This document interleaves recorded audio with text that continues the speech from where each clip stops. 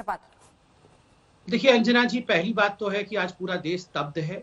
20 हमारे जवान जिनकी शहीदी हुई है, कहीं ना कहीं आज अभी हम सबके मन में और हृदय में उनके प्रति बहुत ज्यादा श्रद्धांजलि की भाव और कष्ट है हम सबके मन में। मैं अभी देख रहा था टेलीविजन चैनल में, बाबू जी, कर्नल बाबू के बारे में बता रहे थे अभी राहुल कनवल। उनकी माँ किस प्रकार कॉम्पोज थी और उनकी माँ किस प्रकार कहती है कि I'm proud to be an Indian and proud to have lost my son. ये छोटी बात नहीं होती है। मैं उस माँ के चरणों में भी प्रणाम करता हूँ। आपका सवाल था कि मैं स्ट्रेटजी के बारे में क्या बता सकता हूं, चाइना के बिल्डअप के बारे में। मैं हमेशा ये डिबेट्स एक कैवियाट के साथ शुरू करता हूं कि मैं पार्टी का प्रवक्ता हूं, मैं मिलिट्री की तरफ से या सरकार की तरफ से कोई बयान नहीं दे सकता।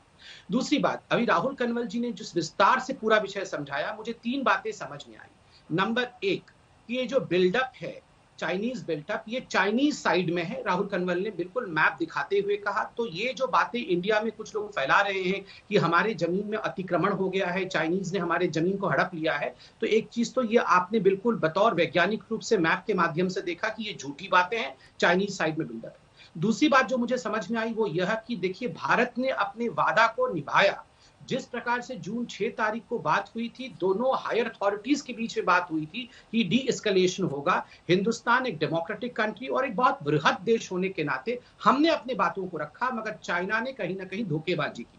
तीसरी बात जो मुझे समझ में आया कि चाइना किस प्रकार से भारत के इंफ्रास्ट्रक्चर डेवलपमेंट को लेकर कहीं ना कहीं तिलमिलाया हुआ है और वो नहीं चाहता है कि जिस प्रकार मोदी जी की सरकार बहुत ही त्वरित तरीके से infrastructure development along the LAC कर रही है, वो हो। और इस कारण एक बहुत बड़ी छटपटाहट है। मेरी सिर्फ एक गुजारिश है जो मैं अंत में करूंगा कि यहाँ एक्सपर्ट्स भी बैठे हैं, diplomatic experts and military expert, सरकार भी है। हमें तीनों पर विश्वास होना चाहिए। ये जो तू मैं हमने आरंभ किया है, राजनीतिक रूप से ये उचित नहीं है। अंजना जी, 4 सी है। हम कोरोना से लड़ रहे हैं, हम अभी चाइना के साथ डी एस्केलेट कर रहे हैं। देश में कांग्रेस और कम्युनिस्ट अगर ऐसे में हमारे ही ऊपर, हमारे ही देश के प्रधानमंत्री के ऊपर अटैक करना शुरू कर दे कि प्रधानमंत्री किस बिल में छुप के बैठे हुए हैं, मैं इस भाषा का बहुत जोर से, पुरजोर तरीके से खंडन करता हूं जो आज राहुल गांधी ने कहा है, where is Indian prime minister hiding. अरे भाई, देश में एक संकट है, हम उसे डील कर रहे हैं, आत्मविश्वास के साथ डील कर रहे हैं। उसमें ऐसा कहना कि देश का प्रधानमंत्री कहीं बिल में छुप गया है, मुझे लगता है ये बिल्कुल नापसंद करने वाले शब्द हैं। ऐसे शब्दों को कांग्रेस पार्टी तुरंत वापस ले। अभय दुबे जी, संकट की घड़ी में साथ या दो हाथ? अभय दुबे, ये तेज करो नहीं। अभय जी, आवाज आ रही है साहब? शायद उन तक आवाज नहीं पहुंच रही। फोन से कनेक्ट करें जल्दी से। गुरमीत सिंह साहब, आपसे एक कमेंट लेते हुए, क्योंकि हमने उस पूरे गलवान घाटी के भी डिटेल्स को देखा है, क्या समझे हम परिस्थिति को अभी भी जो बनी हुई है? क्या मैं बोलूं? जी जी।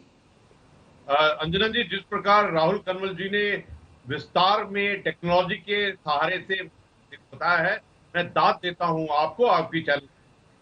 और दूसरी बात यह है कि जो चाइना का जो झूठ है वो पूर्ण रूप से पकड़ा गया है। इनफैक्ट मेरे दिमाग में तो चाइना के बारे में 12 झूठ हैं जिसके ऊपर में ये पूरा ही चाइना और पीएलए निर्भर है।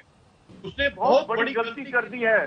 उसने, चाइना ने एक लक्ष्मण रेखा को पार किया है। सबसे बड़ी जो कैजुअलिटी हुई है 15 जून को, वो है ट्रस्ट। इसके बाद में चीन चाइना के ऊपर में कभी भी भरोसा नहीं किया जा सकता है। जब वातावरण था टॉक का, जब वातावरण था मीटिंग का, जब 6 जून में उन्होंने कहा था कि हम पीछे हटेंगे, और उनके जो उनकी साइड से ये भी कहा गया कि सिचुएशन नॉर्मल है, हम पीछे हट रहे हैं, तो इतना बड़ा झूठ क्यों? टेक्नोलॉजी के जमाने में, स्पेस टेक्नोलॉजी के जमाने में, स्पेस सर्वेलेंस के जमाने में ये सब कुछ पता लग जाता है। देखिए, जो बांध है ना वो टूट गया है।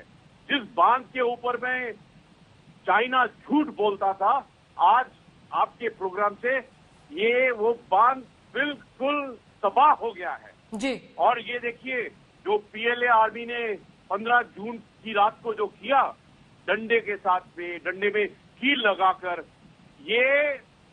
यही है जो कर सकते हैं पीएलए वाले, क्योंकि इन्होंने हिस्ट्री के अंदर में सिर्फ अपने लोगों को, चीनियों को ही मारा है। यही हैं जो टैंक के साथ में तियानमेन स्क्वायर में जाके अपने लोगों को कुचलते हैं। यही हैं जिन्होंने तिब्बत के अंदर में, सिंजांग के अंदर में अपने ही लोगों के साथ में सफाई किया है। ये कोई फौजी का लड़ने का तरीका होता है? पहली बात तो जो पीएलए है वो तो फौज है ही नहीं। नमस्कार, मैं हूं अंजना ओम कश्यप। हमें उम्मीद है ये वीडियो आपको पसंद आया होगा। लेटेस्ट खबरों के लिए यूं ही देखते रहिए आज तक, और इस वीडियो के पसंद आने पर लाइक, शेयर एंड सब्सक्राइब करना ना भूलें।